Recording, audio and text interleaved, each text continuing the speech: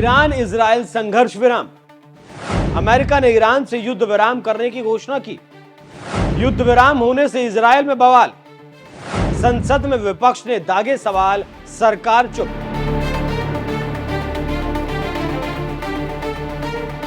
Israel जो अपने आप को अजय समझ रहा था, लेकिन उसका घमंड तब चूर हो गया जब इजराइल ईरान से उलझ गया। इजरायली पीएम नेतन्याहू और ट्रंप को पता था कि एक दो दिन में ईरान सरेंडर कर देगा, लेकिन युद्ध 10 से 12 दिन तक खिंच गया और ट्रंप नेतन्याहू की हेकड़ी निकलने लगी। इसका भेद तब खुला जब ईरानी जनता ने संसद से हॉर्मुज जलडमरू मध्य को बंद करने का ऐलान कर दिया।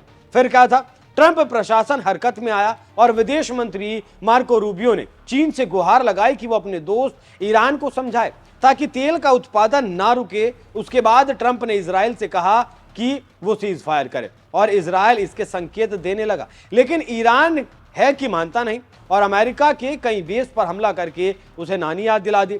फिर तो दुनिया को पता चल गया कि इजराइल और अमेरिका की हेकड़ी ईरान धुआं धुआं कर दिया है। इसी बीच युद्ध विराम हो चुका है और अब नेतन्याहू की सारी गलतियां एक एक करके इजराइल की विपक्षी पार्टी संसद में पूछ रही है, जिससे पता चल रहा है कि अब नेतन्याहू जाने वाले हैं।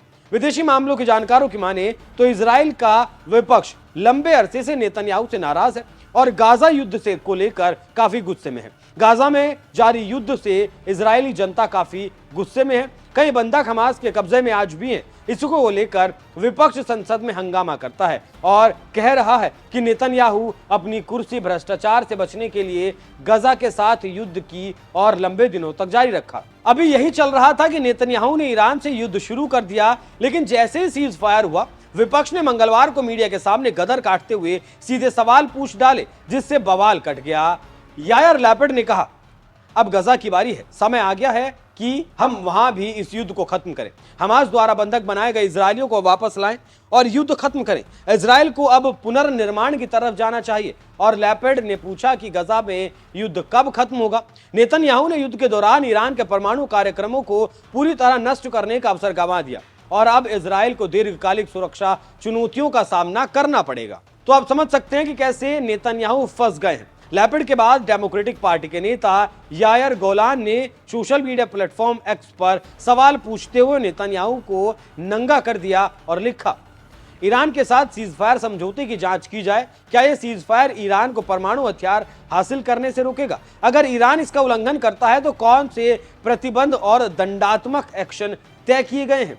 तो आप समझ सकते हैं कैसे बेंजामिन नेतन्याहू फंसते नजर आ रहे हैं। यहां पर एक बात आपको बताते चलें कि नेतन्याहू भ्रष्टाचार के मामले में फंसे हैं और कोर्ट में मामला चल रहा है। बड़ी चालाकी से इजराइल को युद्ध में धकेलकर कुर्सी पर चिपके रहे, लेकिन बेंजामिन नेतन्याहू की किस्मत तब फूट गई जब ईरान ने करारा जवाब दिया।